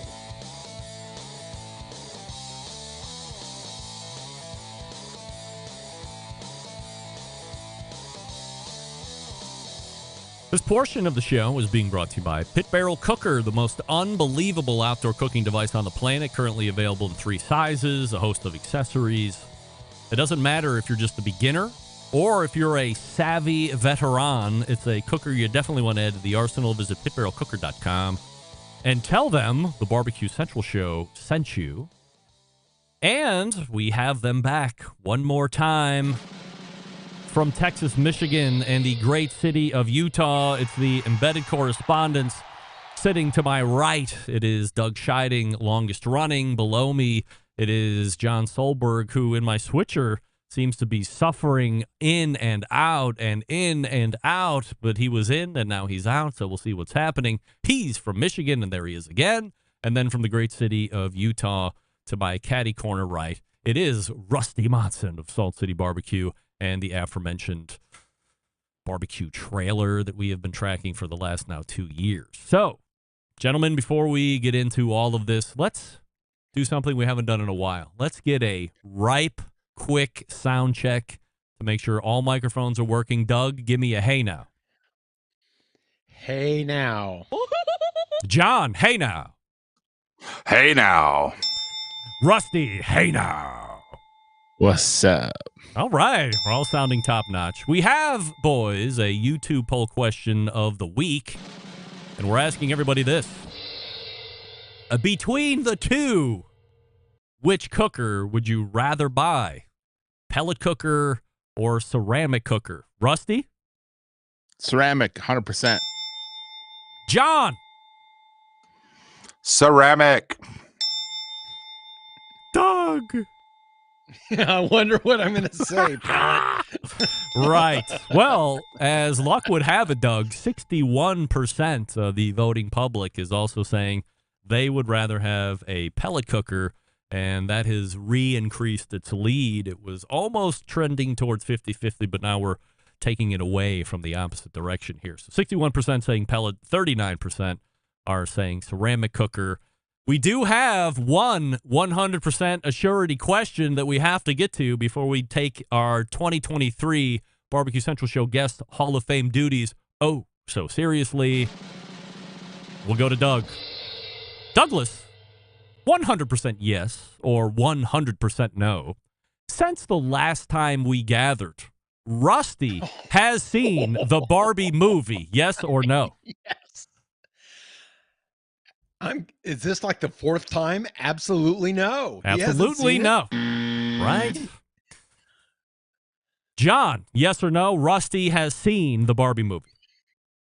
No. No. Wow. Greg, Rusty has seen the Barbie movie. Fool me twice. Shame on the world. I'm no dummy. I'm going no effing way. Which brings us to Rusty. Rusty, since the last time we gathered, you have seen the potentially award-winning Barbie movie, yes or no? Watched it in my Mojo Dojo Casa house with my kids. It was the best movie of all time. So very, very good. Damn it! You know, there was a fleeting moment where I was like, I am going to go against the mold this time. But no, I didn't want to look. See, I should just know better than that. So good for you. You really liked it, Rusty, or did you like it more that you were with the gals and it was just an enjoyable life experience? I actually really did like it. It wasn't as great as I thought it would be, but it was really fun. I thought it was a fun movie. I really liked, what's his name? I've actually met him in real life. I can't remember his name ever. But he was the guy who played Ken. Well, they all play Ken, but main Ken. I thought it was really funny. I definitely would think it's worth a shot, for sure. Was there a point in the movie where you thought about tearing up? Because I remember my youngest daughter said that there was a point where she shed a tear or two because of some life lesson. Yeah, and I heard that too, and I was waiting for it, and it never happened. There was never a moment at the very end where I was like, this. It was over. I'm like, wait, hold on. Is there a credit scene or something that these guys are talking about? No, not even a little bit. Not even a little bit. Rusty, heartless. Okay, well, good to see that we can eliminate this question for next month's 100% Assurity recurring questions. That was the only recurring one. But now we have a task at hand. We're a month late. Typically in September, we convene and we argue and then usher in a new class for the Barbecue Central Show's guest Hall of Famer. So allow me a few minutes to properly set this up. Since 2018, when it all started and we made a mass induction of what was then categorized Hall of Fame members, we had recurring folks, semi-recurring folks. I don't even know what the hell that means. And then we have one-off. And that's how we inducted a number of folks into that initial class of the Barbecue Central Show's Guest Hall of Fame. And then going forward, we changed it. So now we were only going to be putting in 5 people. And we were doing it in this way. The embedded correspondents were generating a list, and myself, of 5 people that we think are most deserving to be in the Guest Hall of Fame. What do you need to do to qualify to be a potential person to be nominated for the Guest Hall of Fame? All you have to do is show up on the show one time in your whole life ever. Now, that doesn't mean everybody makes the show, but if you've made the show, you have the opportunity of potentially making it into the Guest Hall of Fame. So what we will do here this evening is what we've done in many years past, and don't go back and fact check me on this because it might have changed, but I think at least for the last 2 or 3 years it's been the same. Doug is going to present his 5 names, then Rusty is going to present his 5 names, and then John is going to present his 5 names, and then I'm going to present my 5 names, not necessarily in that order. And if somehow, by sheer magical barbecue kismet, each one of us says one name, all of us, unanimously, that person automatically makes it in. Now, maybe it happens again, and then maybe it happens again, or maybe it doesn't happen at all. Then, for whatever open spots there are after initial nomination, if nobody automatically qualifies, auto-qualifier, like throwing a jack term, then we will start to take one person that we feel most passionate about on that list, renominate that person, and then argue for it. And then at that point, we will go back around to see if we can get a unanimous yes. After reconsideration, yes, that person should be going in, and that's how we will fill the balance of the spots. John, you're the expert of the show. Is this right as I'm explaining it? 100% correct. All right. Doug, just to fact check me and John, is this correct? I remember when we were voting in Connie Rimpey that it was 2-1, and you were on the spot as to whether she was going to get in or not. So in the past, I thought we did 3-1. So it was majority on the final vote. Final vote, yeah, 3-1. Okay, because 3-1. You were on the hot seat on Connie Rimpey. All right, Rusty, go ahead. Mom. 2 years ago, when you and I were less great, by the way, Greg, we did. It was a majority, 3-1. Then last year we changed it to 4, all in or all out. All right, now let's do this. What do we like better, Doug? You like majority or do you like unanimous? I like majority, but Rusty, majority or unanimous? Majority. John, unanimous or majority? I say let's get the show on the road and figure it out. All right, let's do that.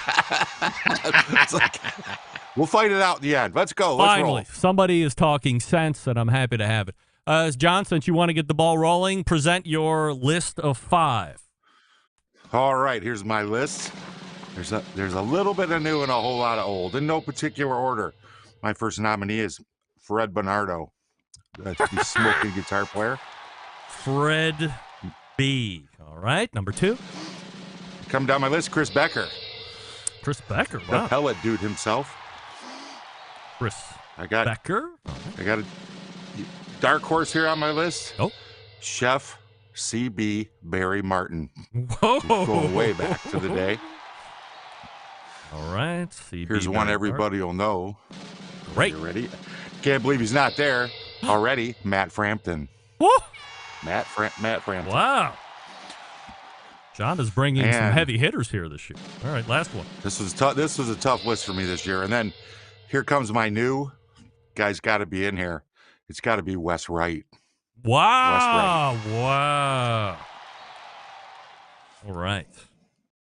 So just to recap, a Fred Bernardo, a Chris Becker, a C.B. Barry Martin, which nobody knows, a Matt Frampton, the Pizziola to Pizziolas, And Wes Wright, newcomer to the show, only just he'll be starting his I'm not sure exactly how that works. He's been with the show over a year, let's say it like that. And he runs cookoutnews.com. So strong list by John, certainly appreciate it. All right, Doug, your list. Number 1. Well, I'm ashamed, like in the same venue that Chris Lilly wasn't in, Fast Eddie Morin. Oh. Fast Eddie. Legend. Pellet legend, no doubt. All right, number 2. Number 2, I am going Jamie Purviance. Wow. He's not in? No, he's not in. Wow, we have some heavy hitters on this show. Good for me. All right, number 3. Number 3, I am going Robert Moss. Wow, all right. Southern Living's contributing barbecue editor, amongst many other things. Strong list so far. That's number 3, right? Let's go with number 4 here. Doug. And I had to get a new person in, and it was debating with Mr. Wes, but I'm going Chris Young. Whoa. Chris Young, Combustion Inc., and formerly of Jewel or whatever, the Chef Steps, whatever that was. And yeah, definitely good opinion. All right, rounding out 5 here for Doug. Strong list so far. Go ahead. Despite his revealing of our alleged butterfly matching 2 tramp stamps to the world on this show and his hipster, I am nominating Rusty Monson. Wow.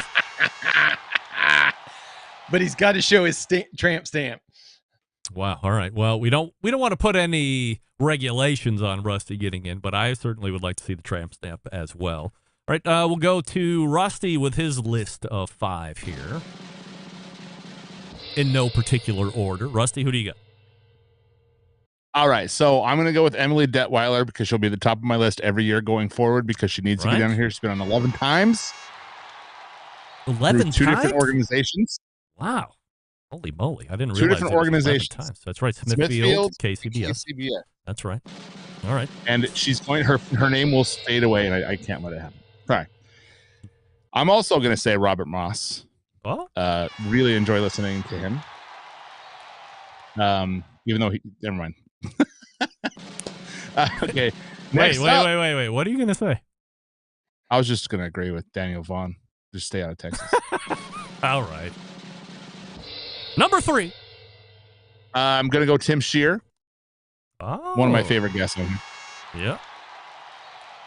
Competition cook, businessman, Memphis and May, Snagger, which is super. Number 4 from Rusty. We're going to go with Andy Husbands again. Wow. Old timer. I think Andy Husbands is the first guy I professed male love to when he was on Hell's Kitchen. I had a big man crush on him. He came on the show. It was so great. He actually came on the show when he was technically still on the show as it was airing and was like giving away stuff, but was also saying, like, being very sarcastic with his answers. He was great. I love Andy. All right, Rusty's has a strong list. 5 to cap it off. I'm going to bring someone who's not, I don't believe they're new, but she's a damn good friend of mine and probably the top 3 best cooks I've ever met. Christy Vanover. Wow. All right. I knew it. Rusty's best gal pal ever on the face of the earth, and he said it here on the show many times. Just to review, let me drop back to Doug here real quick. Fast Eddie, Jamie Purviance, Robert Moss, Chris Young, and Rusty Monson. Rusty did not vote for himself this time around, but he did nominate Emily Detweiler, Robert Moss, Tim Shear, Andy Husbands, and Christy Vanover. And that brings me to my list here in no particular order. I'm agreeing with John. Smoking guitar player Fred Benato. Absolutely. Number 2. I'm also agreeing with Doug on this one. Chris Young. Absolutely. He has been a breath with fresh scientifical air, doing all sorts of crazy experiments. Production quality on his videos are second to none, and really shaking up the game as it relates to what a lot of people think is the standard or the norm and proving it wrong, which I certainly appreciate. Number 3, throwing everybody for a loop. Rusty probably has no idea who this guy is, but you two do. Stover Harger III. Who can forget Stover calling in as Barbecue Smokey? Total of 5 appearances. 2 as Smokey Smockfer. 1 as Brisket Dwarf. The Barbecue Wizard. I don't know if people remember that bit or not, but I think Stover, John with the eye closing is in. We don't remember. We're trying to forget. That's right. Thanks for bringing that up. Number 4. I'm also agreeing with Doug on this one. Fast Eddie Marr. See what I did there, Doug? I pretended like I didn't know he was on the list, but I also had scanned the list to realize he was not on there. That's incredible. Here's one out of the blue for number 5. I don't know if anybody's even going to remember this. John will probably remember, but I don't know if anybody else is going to remember this. How does this name grab you? Sarah Ray Lewis. Anybody remember that name? John, you remember that? Yes.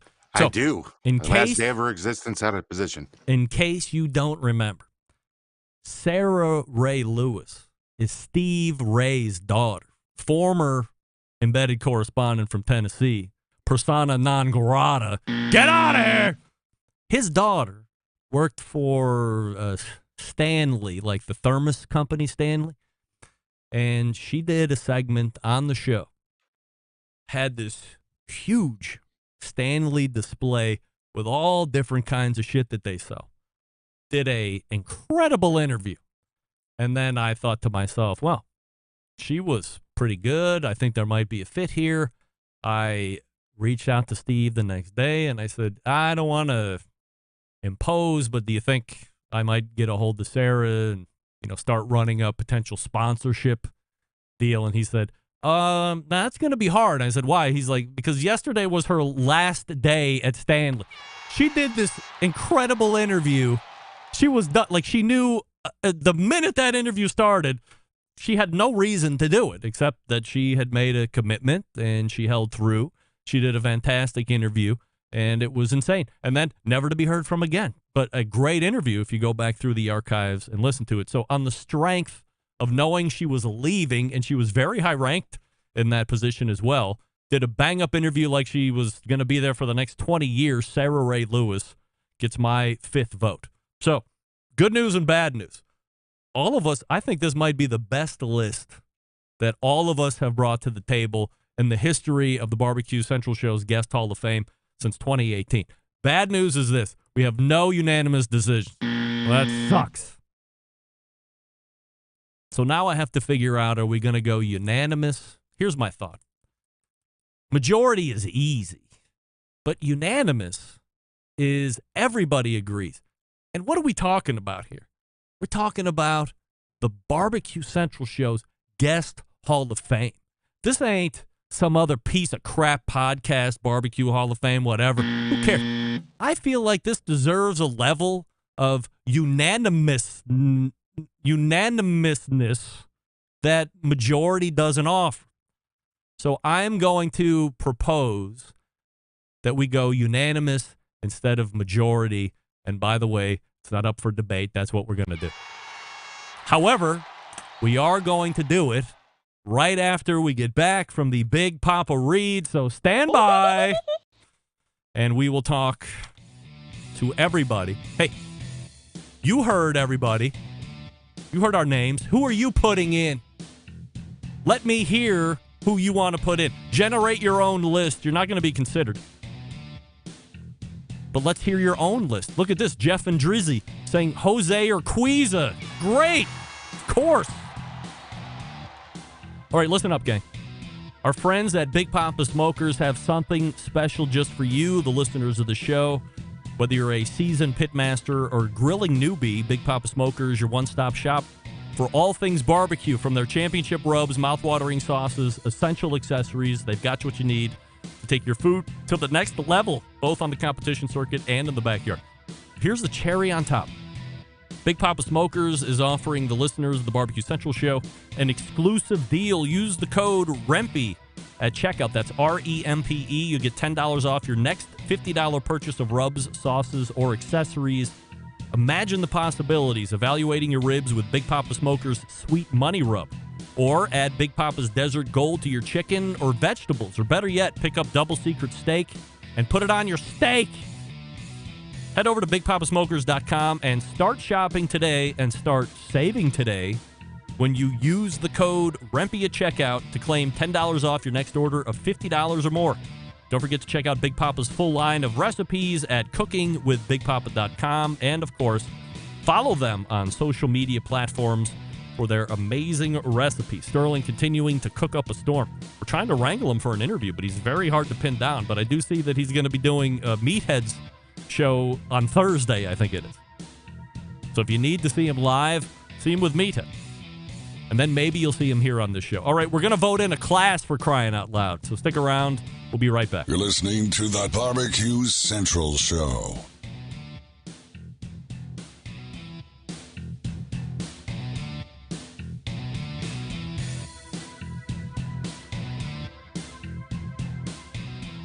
Whole packers, full racks, legs and thighs, injecting butts. If you've never heard this before, you might think you found the best XXX show ever.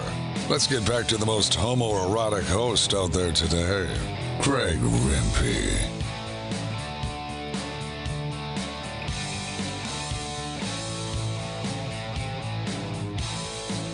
All right, we are back and weighing in the comments section. Thank you, my Doug. My ring is my prized possession. That's Barbecue Hall of Famer Connie Rimpey. Talking right there, prized possession. Of course. I'm not the prized possession, but that ring is the prized possession. All right. Thanks, Bob. So we have everybody's list here, and now we're going to fight for our right to put 5 in.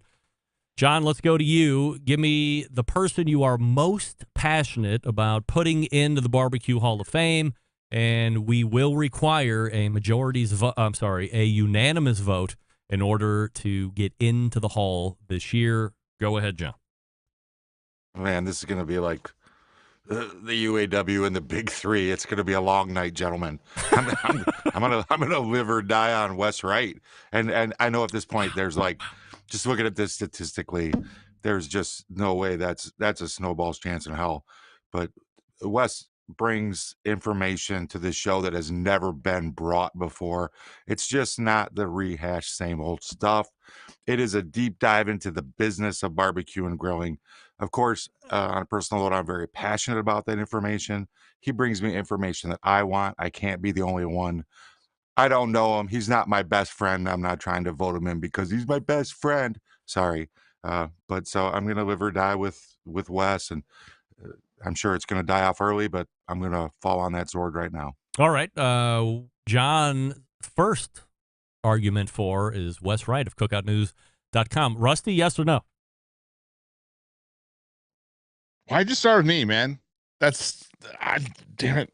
Embedded correspondence should be at the ready. Listen, I have to kind of go off topic here, by the way. I do know Stover. Him and I have a very close relationship in Magic the Gathering, and we are friends on the Magic the Gathering app and have played a few times. That's not weird at all.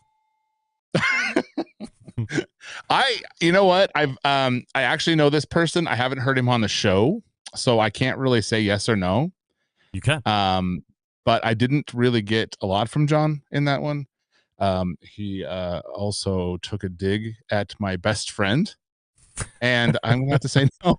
Oh, quickly died. All right. I thought Mr. Positive was going to have Wes Wright hang until we got the Doug. So he's out. All right. Doug, you are arguing for who this evening? You are on mute, Doug. Trying to be a little more professional. I appreciate that. I don't even know I have to argue for Fast Eddie Morin. It's like I said, it's a disgrace he's not already in 7 times, 3 of the best of, twice in the last year of best of. And I think his first episode was like episode 39 or something like that. So technically speaking, his first episode was on the Brisket Roundtable when the show was just a podcast, and it was him and Leanne Whippen and Dr. Barbecue and Jim Minion, who should also probably be in the Barbecue Central Show's Guest Hall of Fame now that I'm thinking about it, but that'll be a name I add next year. So, all right, Doug is semi-arguing for Fast Eddie. We can go to me. I, of course, second that opinion and say Fast Eddie should be in there. Rusty, Fast Eddie, yes or no? Absolutely. Absolutely. Oh, dear. Yes. Well, we could have our first inductee here this evening if John gives me a yes. John, yes to the Fast Eddie, yes or no? Absolutely, 100% yes. I'm just going to pull him from my next year's list because he's on my next year's list already. All right. It's the right thing to do. Compromise to win. Fast Eddie. Now, look, I want to make sure if you guys feel it's a no, I don't want anybody to feel pressured. We're all big boys here. We can smack each other around. We're all friends after. So if you feel no, I implore you to say no. John, I'm speaking my mind. All right. Well, I mean, I'm not worried about that. Because I'm working on 24 list here, too. Come on, we got to think bigger. This is a big Hall of Fame, and no doubt. It needs this kind of dedication. All right. Rusty, who are you arguing for your first round?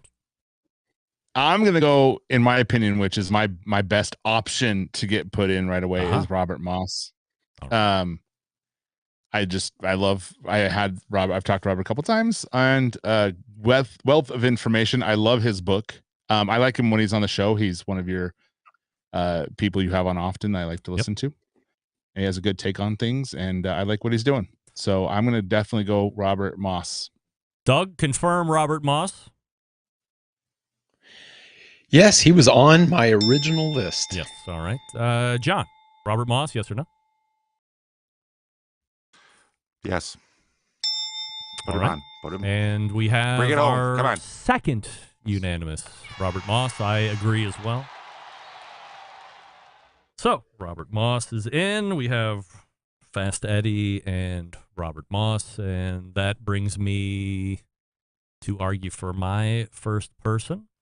And I am going to argue for a longtime sponsor of the show, somebody who made over 6 total appearances over 4 years, 2010 to 2014, was originally a guitar and music supply store, and then somehow magically branched into the barbecue and grilling supply store, which is Fred Bernardo, the smoking guitar player, who once on this show had an acoustic guitar and off the top of his head sang a song about his barbecue RV that he would take to his trailer, or that he would take to competitions, called Barbecue One.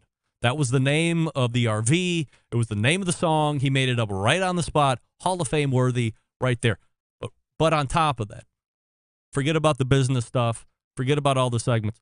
Fred was a great interview, passionate about all the topics he was bringing to the table, and quite a trendsetter back 2010, 2014 with these crazy videos that he was doing, sharing them with me to then share with the audience at that point. So there were a lot of avant-garde things that Fred was doing that everybody was kind of scoffing and laughing at, that now is quite commonplace as we sit here in 2023. So Fred Bernardo, my pick to argue for first here in the 2023 Barbecue Central Show's Guest Hall of Fame. Rusty, Fred Bernardo, yes or no? There are, in my opinion, better options, so no. All right. And Fred Bernardo dies quickly on the table here. So we'll go back to John. John, your next argue pick. My next argument pick? Or am I confirming Fred Bernardo, or is he out? No, Fred Bernardo. I don't have another argument pick. My argument pick is Wes Wright. Just no. What? You rank your picks of importance. So Wes was your number one. He didn't make it. Now you have the next most important person of that 5 that you would like to see in. Well, then I'm going to argue for Fred Bernardo, because let's not forget he was also on Doug's 2019 list that Doug was trying to induct in 2019. So we don't know where Doug weighs in on that, but my argument pick again is going to go with you and go Fred Bernardo. Yes, but should be in the Hall of Fame. Rusty's already kiboshed Fred Bernardo, so that makes the So it's going to be a long unanimous. night, isn't it, gentlemen? That's right. It's like, that's going to be a long night. Who else? That's You that's have my somebody else on that pick. list, John. Who else is on that list? Chris Becker's on that list. Becker. Yeah. Chris Becker. Why is Chris Becker not in the Hall of Fame? He's got the greatest kitchen of any guest ever, by the way. Yes. He's got all the lights in it. He built those kitchen just to be on your show. Come on, cookingpellets.com. Come on, it's like, why is he not in there? He's been here for years. All right. Rusty, Chris Becker, cookingpellets.com. Yes or no? You sadistic son of a bitch. That's right. I'm here for the party. I want all the smoke. I like this guy a lot. I like Chris Becker a lot. I think I'm going to say yes on this one. All right. Doug, yes or no? Actually, he was not on my original list as of 5 p.m. tonight, but he was on my number 6 on my list after doing research today. So I am going yes. Oh, I think we might have a number 3 here. It's all up to me. The guy flatly explained 2 things: how pellets are made, so everybody can understand it on the show, and then flatly kiboshed charcoal pellets and gave real reasons why that was bullshit back then. He's in the Barbecue Central Show's guest host. Chris Becker is in. So Fast Eddie is in. Robert Moss is in. Chris Becker is in. We only have 2 more to go. This is going to be easy. Doug, who's next for you? That's a tough one. I am going to say Chris Young. All right. Combustion Inc. He is our own. Meat has his Dr. Blonder, right? He has become the show's Dr. Blonder. He's his own Dr. Blonder. He is. No doubt. But he's become our Barbecue Central Dr. Blonder, because when we have a technical question, we want an experiment. Who do we call? Chris Young. Right. And he's a real ass chef. That the last time he was on, he gave a PhD level course in steak, and I listened to it 3 times. I was he was saying things that I actually didn't know about. He's been on 5 times in the last 1.5 years. He's not a regular guest, and I learned something every time he's on. All right. Well, good argument from Doug. I will obviously second that because he was also on my list. John, yes or no to Chris Young? No. Next. Just for sadistic purposes, Rusty, were you a yes or a no? Yeah, I think Chris is awesome, and we need more of him in the barbecue world. Yeah, no doubt. All right. Well, that was close, but no cigar. Rusty, who's next for you? I'm gonna have to go with one of my barbecue idols in Tim Shear. I don't think I need an explanation on that one. One of the top best barbecue cooks of all times. Great interview. I listen to him talk all the time. So it's not like he does a great interview, but he's really cool. So I don't really have a lot for him. I just think he should be on it. Just because he's Tim Shear. That's really my argument. That's a crap argument, but we'll go to Doug to see if you get some backup. Doug, yes or no to Tim Shear? I've actually nominated him in the past. Is he the one that Blues Hog and was? Yes. Yeah. Okay. That was a pretty moving interview that he had. So, going back to years past, I will say yes. No. All right. I will also say yes to Tim Shear on the strength of the recall of The Life of Bill Arnold and how that whole acquisition came to be and how he said he would carry the brand on in a certain way. And he's had great interviews throughout his time here as well. He was on this list for me originally, and then I moved him off for some more obscure names, which may or may not pan out here as we work through the rest of the evening. It's all up to John. John, yes or no on Tim Shear? You know, the Bill Arnold thing pulls at my heartstrings. That's the only saving grace in this yes vote. The only thing that's going to get him in for my vote is that interview alone. Throw the rest of it in the trash. Worst interview ever, but he is in. Tim Shear is in the Barbecue Central Show's Guest Hall of Fame, and that leaves only one name left. That we have to be able to get it off of our remaining names here through the evening. It's up to me to bring you a name. Fred Bernardo is off the list. Chris Young is in and off the list.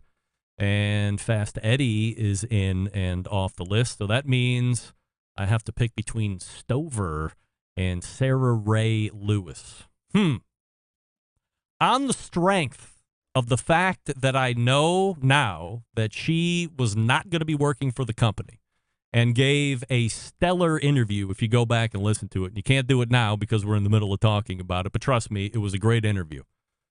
She has to be in the Barbecue Central Show's Guest Hall of Fame and would be a perfect one-off inductee if we were still doing one-off guests, but we're not doing that anymore. It's Sarah Ray Lewis for my vote, and passionate ask for you guys to vote on her behalf as well. Rusty, yes or no?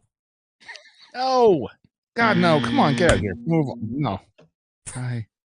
Wow. Jesus Christ. Right. So no Sarah Ray Lewis. That makes my names very limited at this point, and it's going to be a hard hurdle to get Stover to cross over the John Solberg hurdle. Here, we'll see. All right, John, you have another name left. Let's hear what you got. I got to go with Matt Frampton. Think back to all the history that even Pizziola to Pizziola. And grill on grill action, the Christmas. I mean, go beyond the Christmas Flabango, song, the Christmas song before pizza. I know that's a stretch back to grill on grill, but you know, Matt. I mean, Doug, you might know how many times Matt's been on, but it seems like a million times. Like he's the dude. Well, Matt Frampton, certainly a strong potential way to close this out here. Doug, yes or no on Matt Frampton?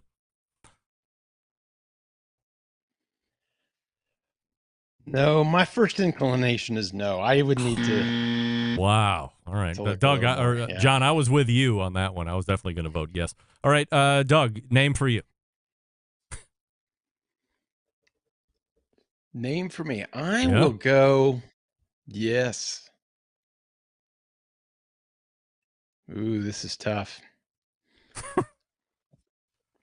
I am going to go my guy, Rusty Monson, tramp stamp brother. All right. The tramp stamp himself from the great city of Utah.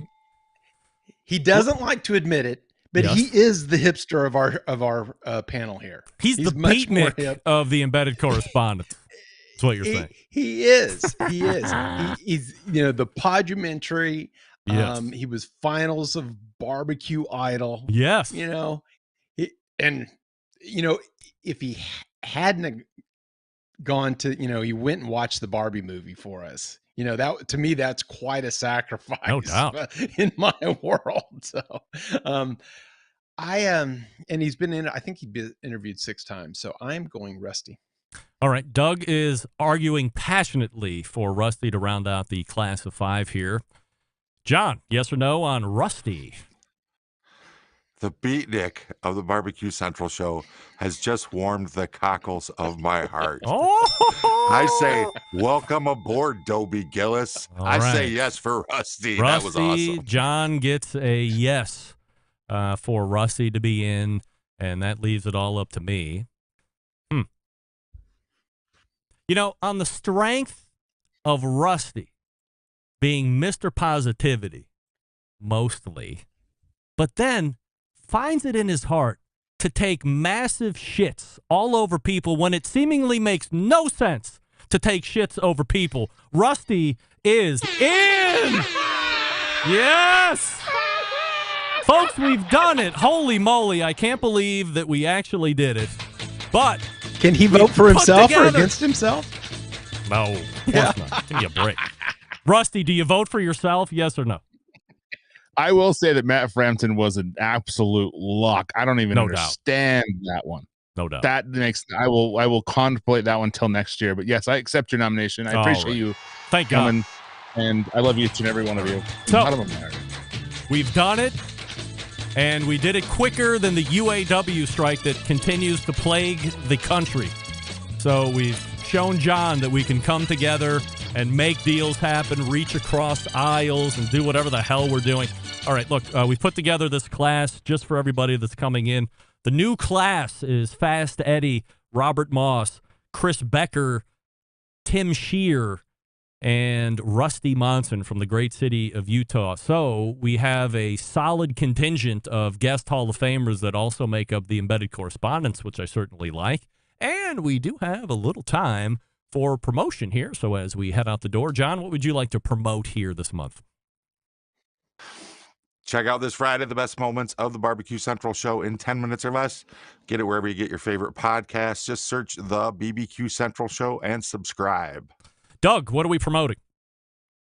I'm surprisingly going to be on the Baseball and Barbecue podcast as co-host. Of course, it's your podcast. Exactly. They're lucky I let them on. And the illustrious and always entertaining Robin Lindars. Rusty, what are you promoting? Nice. Illustrious. You guys can check out the Pitmaster podcast this Thursday. We have Brett McKinney and Benny Watsman from BMACN who just RGC'd the Jack Daniels Invitational. So I keep on wanting to say the Royal. I don't know why, but yeah, check it out. Rusty, when is the launch of Don't Get Into the Barbecue Trailer Business podcast? I am 4 episodes in. I'm waiting to get to 8, and then I'm going to start structuring it together. So I have 2 more this week. So we're almost there. Getting close. Very good. We're getting close to launch. They are the embedded correspondents. Doug Scheiding is just to the right of me, longest running embedded correspondent from Texas. Below me, John Solberg, also the executive producer of the Best Moments of the Barbecue Central Show in 10 minutes or less from Michigan. And newly indoctrinated 2023 Barbecue Central Show's guest Hall of Famer from the great city of Utah, Rusty Monson of Salt City Barbecue. There they are. I can't believe we did it. And we still have time to do everything else before the hour closes in on us. My mouse is deciding not to work here right now, but we are ready to roll. Let me stop these because we are going to run over just a little bit. Got to make those adjustments to my Hall of Fame list as we get off air here tonight. Now, aside from live fire cooking, I am a huge partaker in live fire smoking cigars, premium hand-rolled cigars, that is. And everybody knows by now my favorite brand is the Aladino Corojo Reserva. What do we know about Aladino? Made by JRE Tobacco, that's Julio Aroa. His son, Justo, is also entrenched in making great blends. A family-run brand. Vivi is my point of contact over at JRE Tobacco, and that's Justo's daughter. So it's intrinsically family-run brand. Vertically integrated manufacturer, known for its authentic Corojo tobacco, grown at the JRE Tobacco Farms in Honduras. This is the original Cuban seed of Corojo. Its flavor characteristics are unique, and it brings you back to the golden era of cigars in Cuba from 1947 to 1961. The approach in blending prioritizes flavor to give contemporary smokers a sensational smoking experience with a range of blends, making sure there is something for everyone to enjoy. Find a retailer near you by visiting jretobacco.com and then go to the dealer locator or retailer locator, put in your zip code and see where the nearest one is for you. And as I offer every week, if you are hearing this, if you are somebody that enjoys a premium hand-rolled cigar and you haven't had the opportunity and privilege of smoking a Corojo tobacco puro or puro, hit me up. Hit me on the emails. Tell me you'd like to try an Aladino, and I will send a pair out to you in Robusto at this point. You can smoke them and let me know what you like. You're going to love it. I've had some of the most experienced cigar smokers who have not had a Corojo Reserva smoke them, immediately get back to me after they smoke and say, you're right, this thing is badass. No doubt. I'm not going to give you crap. The show is only in promotion of the best of the best. Aladino Corojo Reserva, the best of the best when it comes to cigars. And my current favorite. We're back to wrap the show right after this. Stick around. We'll be right back. You're listening to the Barbecue Central Show. Let's get back to a guy who has more experience giving you his opinion than he actually has cooking. Once again, here's your host, Greg Rempe. All right, welcome back. In case you are joining late and you knew we were ushering in a brand new class for the Barbecue Central Show's Guest Hall of Fame, making it in for the class of 2023, Fast Eddie Morin, Robert Moss, who you find monthly here on this show, Southern Living's contributing barbecue editor, creator of RobertFMoss.com. He's a podcast host and a restaurant reviewer and an author. CB, Chris Becker from CookingPellets.com makes it in. Tim Shear from Blues Hog and is it Marble Ridge? He has Wagyu beef, and he's also Heritage Breed hog producer as well. Also, the team name, Shake and Bake Barbecue, Gateway Drum Smoker. Very accomplished in the business and on the competition side, and has given great interviews. And according to John Solberg, on the strength of only one, is saying yes on the recount of the life of Bill Arnold and how they came together as friends and then grew into, a lot more than friends, really like a family, and how that whole takeover of the business happened. And rounding it out, our very own Rusty Monson, the Utah embedded correspondent, makes it in. So Fast Eddie, Robert Moss, Chris Becker, Tim Shear, and Rusty Monson, your 2023 Barbecue Central Show's Guest Hall of Fame class. Like it or dislike it, as I'm thinking about it now, from now on, we might go to majority only starting in 2024. Or we might need to bring like 10 to the table, because if everybody's not feeling the majority of the stuff, like I was going to run out of names. So we might need to bring a list of 10 so we can argue 5, so we have enough in. So we might go to majority, we might stay unanimous. But it's important, right? I mean, this is a Hall of Fame, so I think unanimous probably think, but just being a little reactionary right now. Hey, all the way back in the first hour, Rick Martin from the Texas Star Grill Shop was my guest. And if you are in the market for a Franklin barbecue pit and you want a deal and you live in the Houston area, go to a store, tell them you want the Barbecue Central Show deal, and be shocked. The first $500 payment of 9, you can bring that home with you. How about that? Second hour, the embedded correspondents and I put in a brand new Barbecue Central Show's Guest Hall of Fame class. Big show planned for you next week, of course. So how do I always leave you? September 11th, 2001. I will never forget. Until next Tuesday at 9 p.m. Eastern, this is your program host and proud U.S. American, Greg Rempe. Good night now!